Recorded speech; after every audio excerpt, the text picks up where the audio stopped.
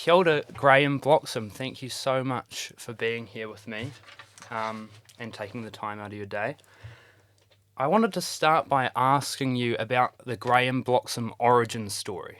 So where did Wellington Live all start and your ambitions to become mayor? I bought it off Lilia Alexander, a very bright young girl who drove herself mad.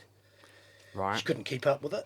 She was trying to do too much herself, and I bought it off her because I hate paying for advertising. Mm-hmm. I'm a tight ass, and the concept of paying $5,000 this week and then $5,000 next week to Meta was disgusting. So I bought Wellington Live off her. Then took it to the protest. Went live as a boomer. I didn't really know what a Facebook Live was. Down at the Beehive. Down at the Beehive with bricks flying over my head and smoke cannons coming at me. That was a steep learning curve, and we doubled the size of the site, and she was filthy on it. She just felt that I'd betrayed her for whatever reason. I owned it and I could do what I want.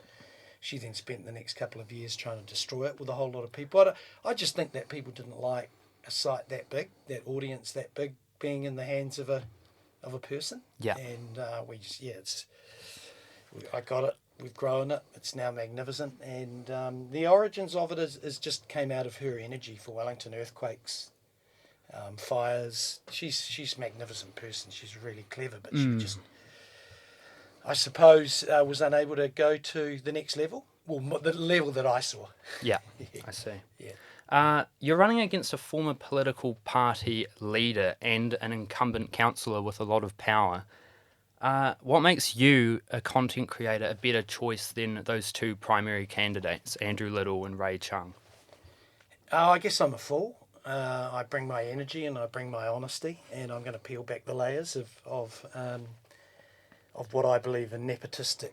Nepotism when you online are these networks, these groups of people that hold on to power.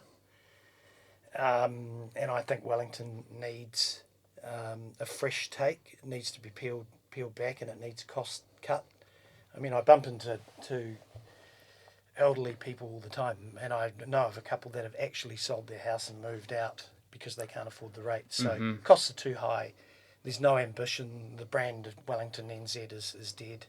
People take the piss out of it. So it's a mixture of blind ambition, just raw force of nature, and honesty. Yeah.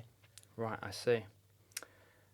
You've said that one of your key mayoral policies will be firing over 800 council staff to save money on costs. I'm wondering how that's going to positively affect Wellingtonians, having nearly half of the council's staff gone.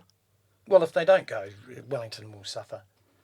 Wellington in general. It's like an employment agency in there, and there's some horror stories of consultants being hired in to fire other people. It'll have to go. It'll shrink anyway with AI is coming and cleaning it out. I come at it from a mental health perspective. Everything I do is based around mental health and the mental health of people that are facing being moved out. There's massive disruption everywhere, and council should be able to be run on 600-700 staff, so it's more than 800. Right. And that will happen. I mean, Andrew Little's a union bloke. He won't cut. He'll just hold.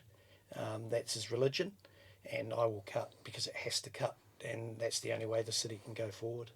Okay, so you don't think the council would implode in on itself if nearly half the staff were culled? Well, they'll be culled over a period of time. They'll I see. Culled over 2 years, 3 years, and the councils need to be merged together, Wellington and Upper Hutt, Lower Hutt and Pororua. Yeah. And what Greater Wellington Regional Council needs to be cut. Yeah. Okay. Cool. The elephant in the room, you were arrested last week and your car was impounded. How did that happen, and do you think it's going to hurt your election chances? No, I think it's fantastic. People go through these rough patches. Yeah. And I think police are, my previous role in Wellington Live, massively supporter of police. Mm-hmm. And I know the toughness in the communities. I made a mistake using my device. The officer overreacted and in my opinion, arrested me. It was scary. It was intimidating, and I'm still shocked with it. I'm still really shocked. One of my daughters is so filthy on it. So I've taken a big breath.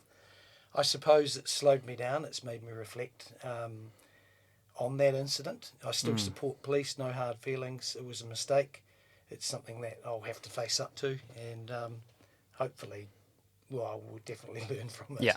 Is your car still impounded? No, they gave it back to me on Monday. Ah, I see. Yeah. Right, okay. So, not 6 months without the car. Well, Right. no, they made a mistake with the form. I see. I think what they did is realised our reach and engagement, and that we are a genuine, one network supports the police, and I suppose it was called a goodwill gesture, and I accepted that, and I hope to move on now. Yeah. Cool. Is having more loading zones one of your key policies if you become mayor, seeming as you use them quite a lot? Totally. I just think that, like, my loading zone use is legal, but it's definitely brought a lot of angst, and I think last count it was well over 5 million engagement and reach and discussions and hate Okay. and things like that, and it's cheeky, but it's legal. And I'll use every legal way to get around town I see. and things like that. But I'm going to give away 2 hours of free parking to students, anyone. I mean, the council is starting to charge students for their motorbikes. They're just going to charge, whereas they just need to cut. And I'd put in more loading zones, and I'd give free parking to people to come into the city to regenerate it. How will you afford free parking for 2 hours? The Wellington City Council have got about $80 million worth of savings that I can make out in the property area alone. They own hundreds of buildings. They leave them empty. They treat them, they're just lazy. They're uninspiring. I just cannot find a good thing to say about some of those council workers. They just don't do anything to grow the pie or expand the revenue, and it's just like it's other people's money, and I'm gonna change that. I'm gonna make it grow and make it dynamic. And I was with a guy yesterday who said he could find 50 like that, 50 million. Who was that? A property guy, a significant property owner, and he just says it's embarrassing, the laziness and the lack of ambition. Right. How do you know all this about the council? Oh, look, have you heard of Grok? The AI program. Yeah, man. I mean, this stuff is just does the work, and you give it to an economist, and he'll tell you Wellington City Council's at a tipping point in the city. We know how many properties they've got. We know their occupancy rate. We knew if they were occupied or some of them were sold. Council are now trying to sell ground leases to fund the, I mean, just to loop it in. If you look at the current council offices, there's a guy I called Ben McNutty. I call him McNutty. His name's McNulty. So apologies, Ben, if you take that the wrong way. But I've had my fair share of abuse from you, so I'll give it back. He wants to underpin Stride Property, one of New Zealand's biggest property companies up in Johnsonville, by saying, hey, we'll be your tenant, we will underpin you, and you can take the millions in capital gains. And it just doesn't make sense. Would the Graham Bloxham mayoralty be governed primarily with AI? No, I use AI cautiously. Right. Okay. I mean, I know, economists, and I know the economist at Court Council lying about the 30k thing, where they reduced the speed to 30k, and I go and talk to those guys. I'm not that bright. I'm an upper hut boy. I'm a grunter. I do go and speak to people that are way brighter, and they were at a different frequency. AI is just an incredible tool. Okay. Onto some matters that are important to students. The job economy in Wellington is terrible for graduates, recently graduated students from university. A lot of them are just leaving the city as soon as they finish their degree because there's no opportunity for work here. What would happen under your mayoralty to help solve that problem and get new graduates back into the city working? Well, I think Victoria University dropped the ball when they had that scandal over the enrolments. 10,000 students went to Christchurch and other places and they're not coming back. Right. Most students know that Wellington's in a hole. I think what will happen is prices of I mean, I've got a rental that can't be leased. I used to get $1,000 a week for it. I couldn't get 500 now. So I am really, really big on biodiversity, mixing biodiversity with AI and looking at tech around that to create opportunities for investment. And I want to create a business hub zone, no rates, big investment, which is just what Ireland did. So encouraging startups, innovation. There's so much money around this country and internationally that want to come in. I think it can grow really, really quickly. It's just very diverse and fragmented in the way it goes about things. It's just broken. And I don't think a politician or an existing councillor is going to get the job done. Okay. So the investment to create those startups would come from overseas, because obviously students cannot afford to be making startups at the moment, like freshly graduated students. I think the students are broken. I think that they're seeing things in this city that's sad. They're experiencing life in the city that's tragic, and you become a circumstance of your surroundings. And I want inspiration. I want innovation. Where I grew up in the city, anything was possible. You could go and hit up a landlord and he'd give you a free floor. But that doesn't happen nowadays, does it? It can, though. It can. I implore students to push away the negativity and the shit about Wellington. This city is full of winners, and it's full of business people that will back good ideas. These students have got great ideas, and I just say, back yourself. Okay. You don't need huge money to start up a business. What, $5,000? I would put $5,000 up right now for anyone, right now on this great station that has got a good idea that I thought would go through the process and we could stand up a team and go for it. Okay. If I thought I would give that person $5,000. All right, we'll hold you to it.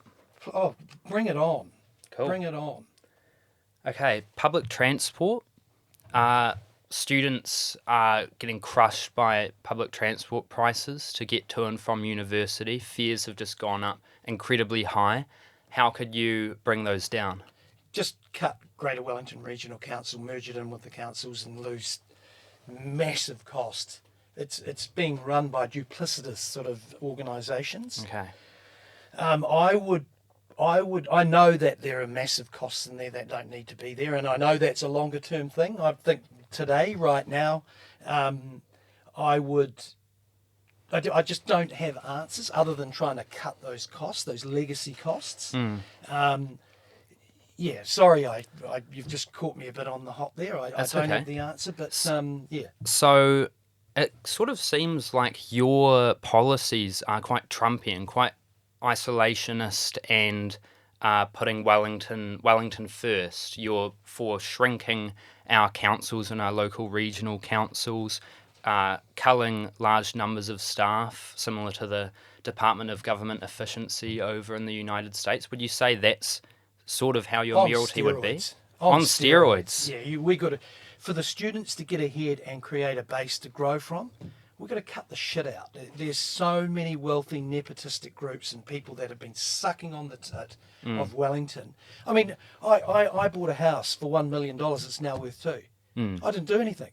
You can't tell me that that's a progressive and effective way for students. The whole thing is fat, and it's deliriously greedy, and it needs to be pulled apart. And I'll get on a council or mayor, whatever it is. I will pull that thing to pieces.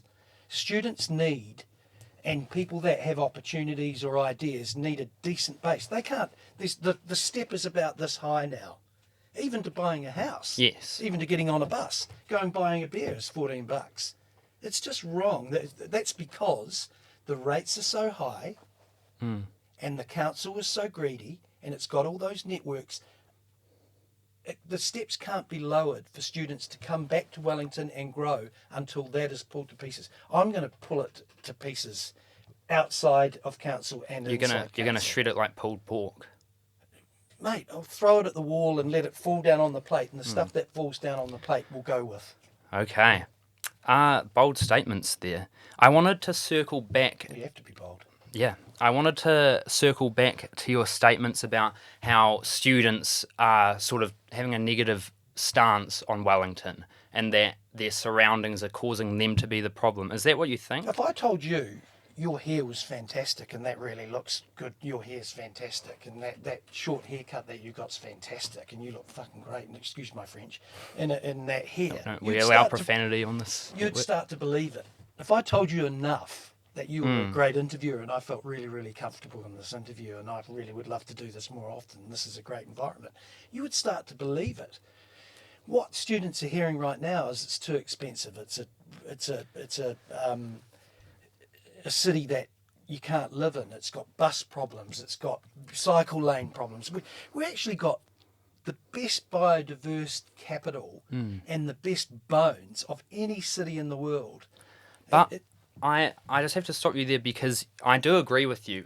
You can make yourself have a positive mindset and a positive outlook through your own actions.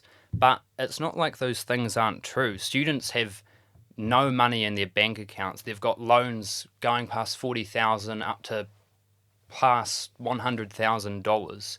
They're relying on study link costs which aren't enough to pay their rent.